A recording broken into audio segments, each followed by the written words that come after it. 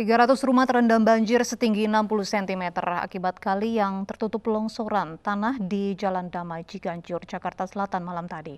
Satu warga meninggal dunia akibat tertimpa bangunan rumahnya usai tersapu longsor.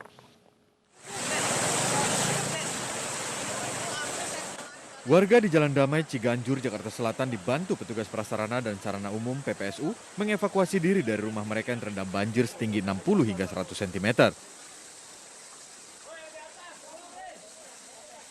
Petugas juga mengevakuasi seorang lansia menggunakan mobil ambulan ke rumah sakit.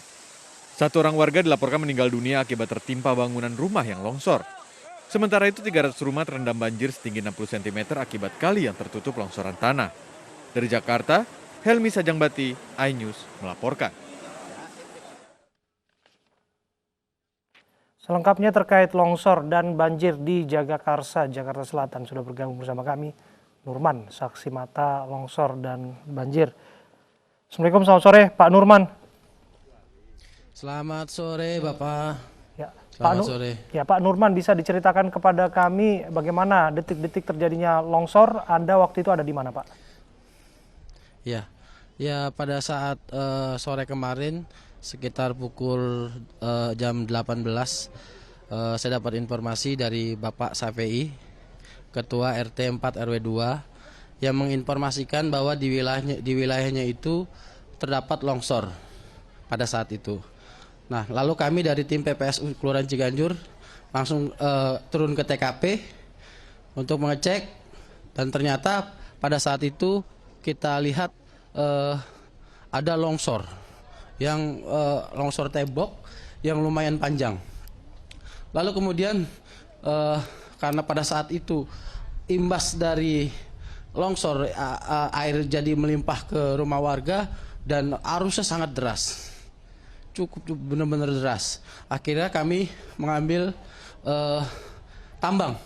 tambang untuk safety evakuasi.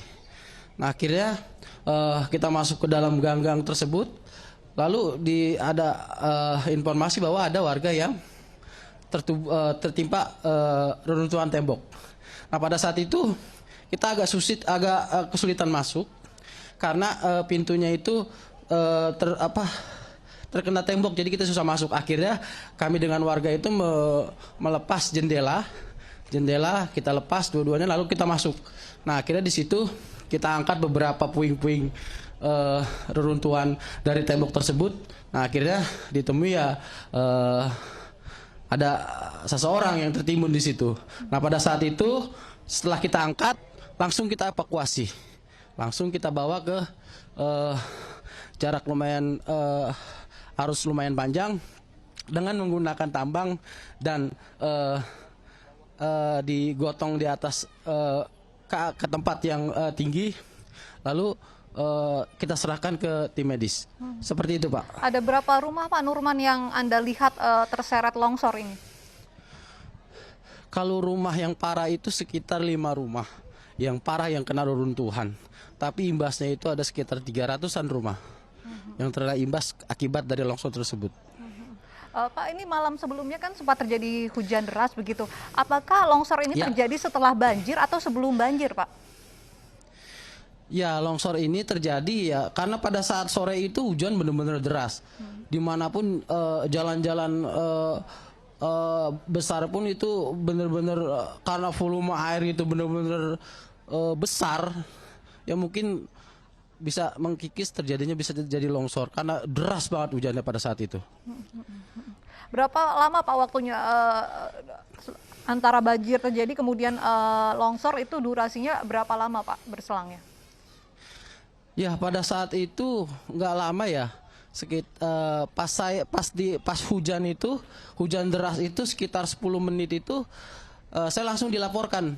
Setelah hujan 10 menitnya, sekitar 10 menit saya dilaporkan oleh Pak RT tentang masalah kejadian longsor tersebut. Oke. Berapa kepala keluarga, Pak, yang terdampak akibat longsor ini? Aduh, saya kalau ke kepala keluarga itu tidak hafal ya. Mungkin saya tahunya mungkin informasi ada sekitar 300 rumah. Oke. Lalu bagaimana, Pak, proses penyelamatan terhadap orang-orang yang terdampak, Pak? Ya, Setelah kami turun pertama ke lapangan, lalu dari tim damkar dan tim yang lain-lainnya itu dari Basarnas, dari tim SAR itu langsung turun semua ikut mengevakuasi semuanya. Apakah di tempat Anda ini Pak sering kejadian seperti ini, sering longsor atau banjir Pak? Ya, pernah pada tahun sekitar saya lupa, tahun 2016 pernah terjadi longsor di sini juga, di sebelahnya. Oke, itu artinya sudah lama ya Pak ya, sekitar 14 tahun yang lalu, dan Sudah artinya lama. warga pun tidak pernah menyangka bahwa longsor ini akan bisa menghempas tiba-tiba. Ya, karena sudah pernah pernah terjadi longsor ya, mungkin juga setelah itu mungkin mereka juga selalu waspada hidupnya, karena di dekat tinggian dari pagar tersebut. Jadi saat banjir terjadi begitu Pak, apakah warga memang sudah mengevakuasi dirinya masing-masing? Karena kan Anda mengatakan cukup banyak begitu 300 rumah yang terdampak, atau memang mereka dievakuasi oleh petugas begitu, baru mereka akhirnya keluar dari rumah? Ya, jadi begini, sebagian mereka kita evakuasi, ya, sebagian mereka yang masih tinggal di atas karena ada rumah di sini banyak juga yang lantai 2. Jadi yang mereka yang yang kita evakuasi duluan itu mereka yang rumahnya tidak tingkat gitu, seperti itu. Dan mereka juga banyak juga yang secara mandiri mereka evakuasi sendiri juga, gitu, seperti itu. Oke Pak Nurman, ini di belakang Anda kan cukup banyak begitu rumah-rumah yang berada di pinggir bibir longsor ini, ada sebagian besar lantai 2 begitu. Apakah mereka masih bertahan di rumahnya atau memilih untuk mengungsi karena kondisi tanah yang tidak aman? Ya, pada saat kejadian sebagian yang mereka yang rumahnya tidak tingkat itu, ya mereka evakuasi, dan ke mereka yang rumahnya tingkat itu tadinya mereka itu tidak mau dievakuasi, tetapi setelah dari tim semua mengevakuasi semuanya dari korban tersebut, akhirnya mereka juga mau yang tinggal di lantai 2, seperti itu. Jadi sekarang sudah tidak ada warga yang berada di area longsor dan juga area banjir ini yang bertahan di rumahnya begitu, semuanya sudah di tempat pengungsian? Oh iya, tidak ada. Tadi dari pagi para korban itu mereka mulai membersihkan rumah mereka masing-masing. Seperti itu. Apa yang sangat dibutuhkan oleh warga saat ini Pak? Ya, kita sangat berterima kasih kepada seluruh masyarakat yang sangat di sini membantu saudaranya dari pagi, dari malam sampai dengan saat ini. Itu bantuan luar biasa. Bantuannya benar-benar bantuan makanan, minuman, alat-alat kebutuhan rumah tangga, itu luar biasa bantuannya. Kepedulian masyarakat luar biasa di sini. Seperti itu Pak. Jadi sudah cukup begitu ya Pak bantuannya di sana?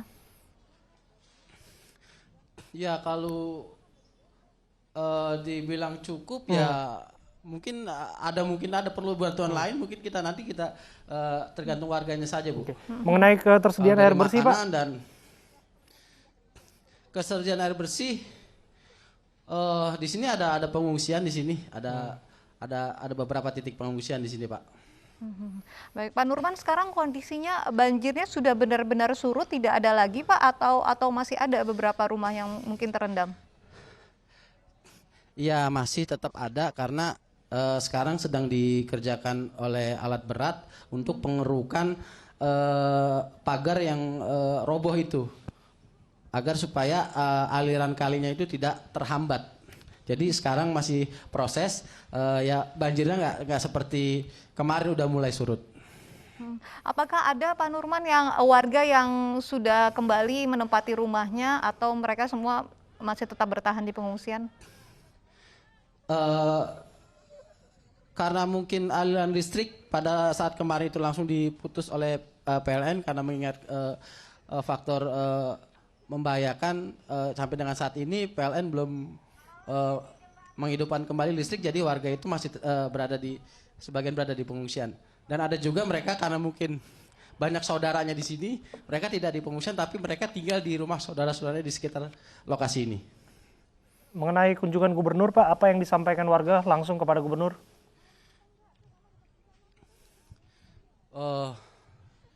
Saya mohon maaf tadi agak jauh Pak, jadi nggak tahu tadi gubernur ngomong seperti apa Pak. Oke, baik. Kita berharap yang terbaik untuk semua masyarakat, Siap, Pak. utamanya warga yang terdampak di sana. Semoga sehat selalu, Pak. Terima kasih, Pak, atas waktunya berbincang bersama kami.